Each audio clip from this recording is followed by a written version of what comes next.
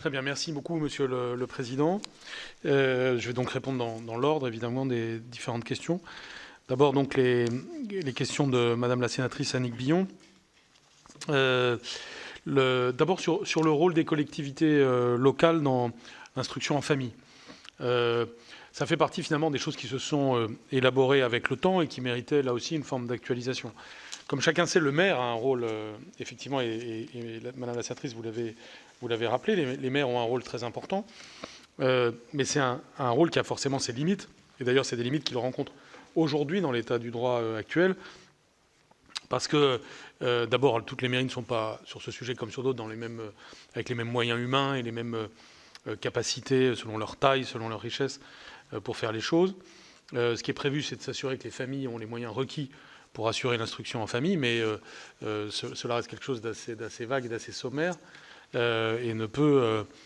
ça ne peut ça peut difficilement être envisagé que ça aille plus loin. Il est normal que ce soit l'État, et de manière plus homogène possible, qui soit dans cette situation de contrôle, en lien avec les maires, parce que par ailleurs, les maires sont dans une situation évidemment particulièrement adaptée pour signaler les problèmes et participer à la logique de contrôle. Donc c'est la logique dans laquelle nous sommes. C'est une logique aussi qui peut, dans les temps à venir, associer davantage des conseils départementaux aux enjeux. Je pense en particulier à ce qui se passe au titre de l'aide sociale à l'enfance et de la connaissance qu'ont les administrations départementales, les institutions départementales des enjeux. S'agissant des élèves inscrits au CNED, vous m'avez au CNED réglementé, donc même si ce n'est pas complètement relié au projet de loi que je vous présente, mais vous êtes 3 à avoir souhaité m'interpeller là-dessus, donc je vais répondre bien volontiers, ne pas me dérober par rapport à cette question-là. Je vais faire un petit peu l'exposé de la situation et profiter pour, à mon tour, d'une certaine façon, nous poser une question. D'abord, nous sommes donc dans une année de réforme du baccalauréat, où se parachève la réforme, dont le principe est d'avoir, en temps normal, une part de contrôle terminal et une part de contrôle continu. 60% de contrôle terminal, 40% de contrôle continu. J'assume totalement cette mixité des deux épreuves, puisqu'il y a des vertus aux deux natures d'épreuves. Une, le contrôle terminal qui objective peut-être davantage, l'autre qui encourage le travail continu des élèves. Et on voit bien l'intérêt des deux formules. L'an dernier, l'année scolaire dernière, 2019-2020, a été hors du commun. Et jusqu'à une date proche du mois de juin, il était difficile d'établir dans quelles conditions pourrait se dérouler éventuellement le baccalauréat. Il a été décidé tardivement, et il ne pouvait pas en être autrement, que ce serait par le contrôle continu. Donc à ce moment-là, il était normal de s'assurer qu'aucun élève de France ne serait lésé par cette décision forcément un peu soudaine, que j'avais prise d'ailleurs après de très nombreuses concertations. C'était totalement exceptionnel et là aussi assumé comme tel. C'est d'ailleurs le signe que, évidemment, en aucun cas, je ne veux et n'accepterai même de discrimination injustifiée entre des élèves venus de différents horizons. J'ai à l'époque utilisé l'expression « il n'y a que des élèves de France » dans des situations comme ça. Il n'y a pas de distinction, c'était une décision presque, je dirais, d'urgence. La situation de l'année 2020-2021 est totalement différente.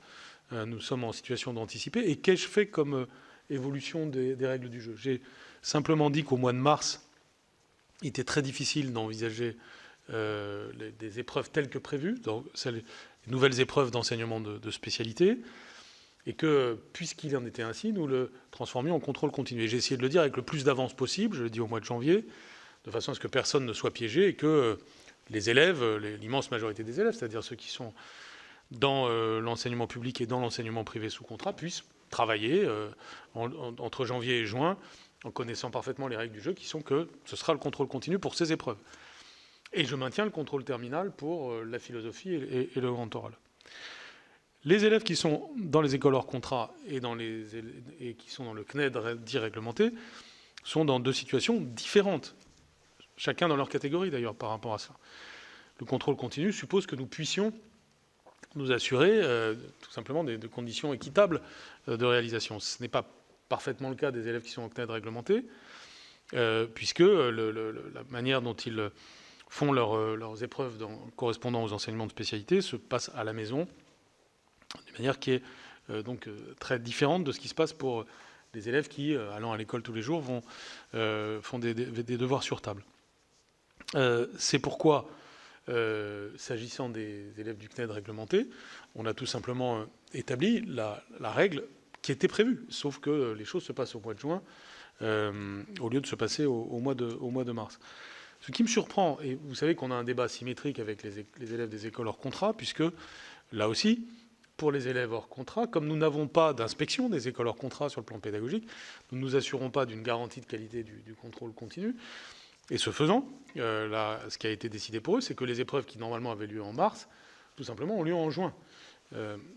Alors certes, ça crée 3 situations différentes, mais parce qu'il y a 3 conditions d'exercice des choses qui sont différentes. La question que je nous pose collectivement, à nous les Français, c'est que j'ai parfois du mal à comprendre qu'on se scandalise du fait d'avoir à passer un contrôle terminal plutôt qu'un contrôle continu. Lorsque je prends ces décisions, ce sont des décisions pratiques, ce ne sont pas des décisions qui avantagent ou qui désavantagent. Il n'y a pas un avantage intrinsèque à passer le contrôle continu ou à passer l'épreuve terminale. Donc je ne voudrais pas que l'épisode de l'an dernier finisse par instiller dans les esprits qu'il y aurait une situation plus favorable parce qu'on serait en contrôle continu qu'en contrôle terminal. Et je me souviens très bien d'ailleurs que l'année dernière, quand on a installé le contrôle continu pour tous, certaines voix que je pouvais comprendre d'ailleurs protestaient en disant on aurait aimé passer le contrôle terminal. Et après tout, ils avaient en partie raison. Il se trouve que cas de force majeure nous empêchait de le faire. Donc j'entends les critiques et les protestations. Et d'ailleurs, je reste très ouvert pour en parler de manière objectivée. Il n'y a pas autre chose que l'intérêt général à rechercher dans ces cas-là. Mais ce que je ne voudrais pas, c'est que s'installe dans l'esprit public l'idée que je suis défavorisé parce qu'on ne m'a pas accordé le principe de passer le contrôle continu. J'en profite pour dire que j'ai toujours été attaché au contrôle terminal. Parfois, on m'a soupçonné de vouloir installer le contrôle continu absolu et en finir avec les examens finaux. Ça n'a jamais été ma philosophie, je l'ai d'ailleurs toujours dit, et c'est, je crois, ce que nous démontrons dans cet épisode, où, avec le plus de rigueur possible, nous essayons d'avoir quelque chose qui soit juste, mais le fait que vous ayez à passer vos épreuves en juin plutôt qu'en mars n'est en aucun cas quelque chose qui vous lèse. Le fait que les élèves des écoles hors contrat soient dans une situation différente des autres n'a rien de nouveau. C'est ce qu'on doit assumer quand on va dans une école hors contrat. Et bien entendu, je leur souhaite à tous la pleine réussite et il n'y a aucune volonté de nuire à qui que ce soit. Donc, il y a une forme de dérive, je pense, dans le raisonnement. Ceci étant, c'est un débat qui est sur la table. Il y a peut-être des arguments que je n'ai pas su comprendre. Je reste à l'écoute de ceux qui seront les avocats des élèves du CNED réglementé ou des élèves des écoles hors contrat.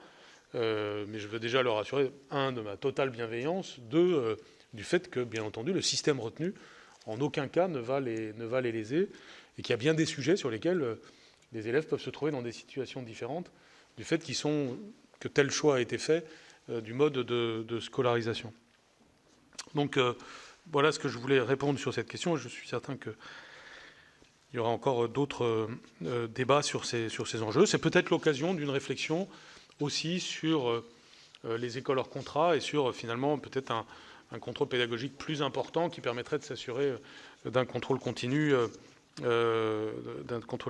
garanti pour tous. En tout cas, je voulais répondre à cette question et plusieurs d'entre vous me l'ont posée. Ensuite, il y a eu l'intervention de Monsieur le sénateur Bagné. Vous m'avez demandé donc justement pourquoi on n'était pas sur un régime d'autorisation aussi pour les écoles hors contrat. C'est une idée que vous aviez défendue au moment de la loi Gatel. Vous l'avez rappelé. Il n'y a pas, je dirais, pour faire une symétrie du raisonnement, il n'y a pas une supériorité intrinsèque du régime de déclaration et du régime d'autorisation. J'entends l'argument consistant à dire, c'est étonnant, finalement, vous avez un régime d'autorisation pour l'instruction en famille, un régime de déclaration pour les écoles hors contrat, alors qu'un certain bon sens pourrait laisser penser que la situation, ça devrait être plus exigeant encore pour une école que pour un individu. Mais en réalité, c'est plus exigeant. C'est-à-dire que le régime de déclaration qui existe est un régime qui oblige à fournir un certain nombre de documents, et désormais, d'ailleurs, dans le cadre de la loi Gatel, d'éléments qui sont exigeants. Donc je crois d'ailleurs, et ça vaut pour tout ce qu'on va se dire sur l'instruction en famille, qu'il ne faut pas non plus fétichiser les mots et les dispositifs. C'est-à-dire que des autorisations ou déclarations n'emportent pas en soi une exigence supplémentaire si forte.